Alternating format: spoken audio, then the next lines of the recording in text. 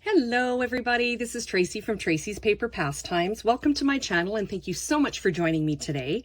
So what I'm going to do today is a tutorial on the hinge mechanism for my interactive junk journals. I had a request specifically on the hinge for a little bit more detail in how it's put together. So that is what I'm going to do today. So I've gone ahead and prepped a couple things, but I'll take it from a piece of paper all the way up to the hinge. Okay, so basically what you need to do to start with, for the measurements that I gave you in the previous tutorial was for this, the hinge piece. So it is 8 inches long by 11 inches long. Okay, so that's the size of the hinge of the paper that you need to make the hinge. And then you're going to score it, and you're going to start at 1.5 inches, and you're going to score every 3/4 of an inch up until the 9 3/4. So you're going to score it 12 times. So I've already done that, but basically you're going to score at 1.5, at 2 1/4, at 3, 3 3/4, 4.5, 5 1/4, 6, 6 3/4, 7.5, 8 1/4, 9, and 9 3/4. So you're going to go and score that. Now I use the scoreboard because I have it, but you don't have to. If you don't have a scoreboard, you can still absolutely do this. You're just going to need your ruler.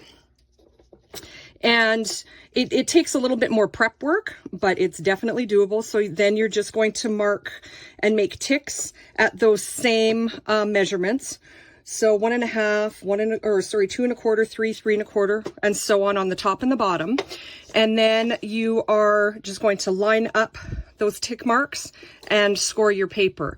You can use a stylus like I'm using if you have one. I've had people use mechanical pencils, your bone folders. I've had people even use your knives. Make sure the blade is in and use that as part of your scoring. So whatever you have to score your paper, you don't need fancy tools for this. Okay, I just use them because I have them. But it's definitely not an absolutely essential that you have them. Okay, so once everything is scored, now you're just going to kind of fold along those score lines. Okay, so I'm just going to fan fold this back and forth,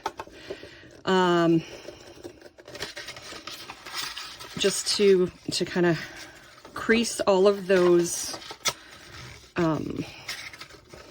score lines. Okay.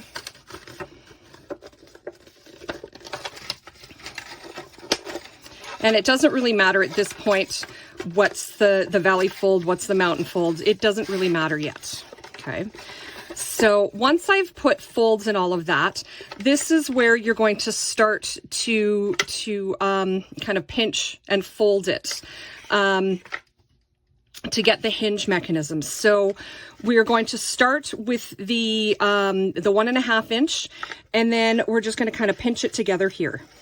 Okay, so that's going to be your first hinge part. Okay, and then you're going to skip a section, and then you're going to create another mountain. Okay. And the reason I don't really worry about how I start folding this is because this is your hinge mechanism. You have to have it folded both ways.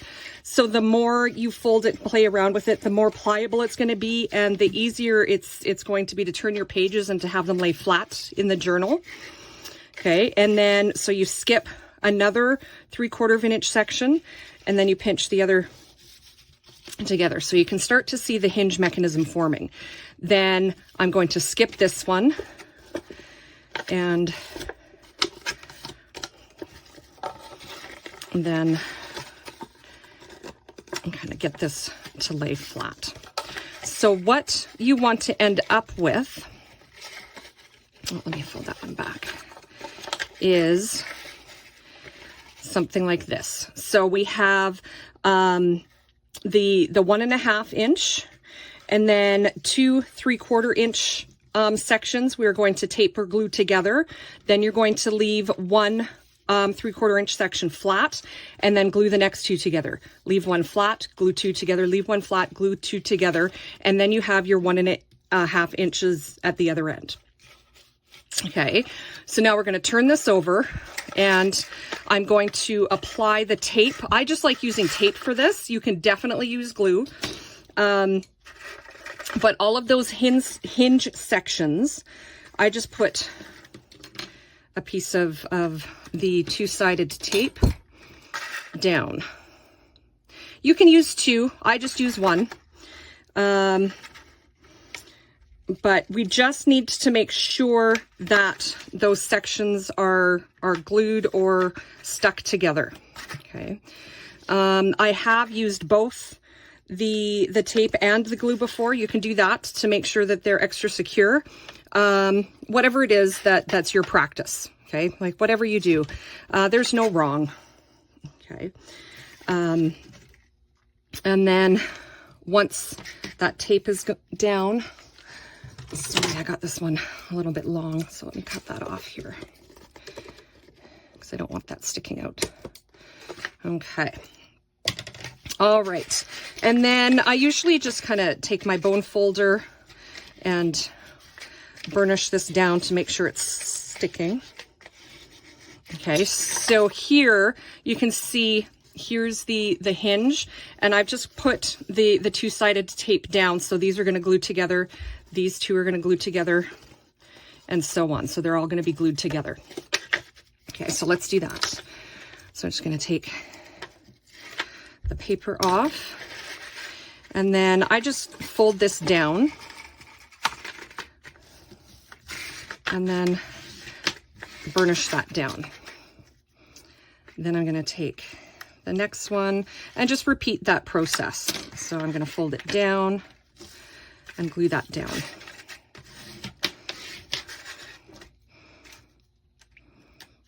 Okay, so it's just repeating the same thing we just did. No new steps here. Okay, and then your last one. And that is basically your hinge. So then I like to take a bone folder on the back and kind of burnish it down, then flip it over, do the same thing, burnish it down, and then I like to bend them all to the other side. Okay, so like I said, this is what's your pages are going to be on, and that is what's going to allow your pages to lay flat. Okay, so that is basically how you make your hinge mechanism. And then one other thing that I do at this point is on both sides here, I do add some 2-sided tape. Okay, on both sides of the hinge. And I'll show you why in a second. I did go over this in the original, but it might have been fast.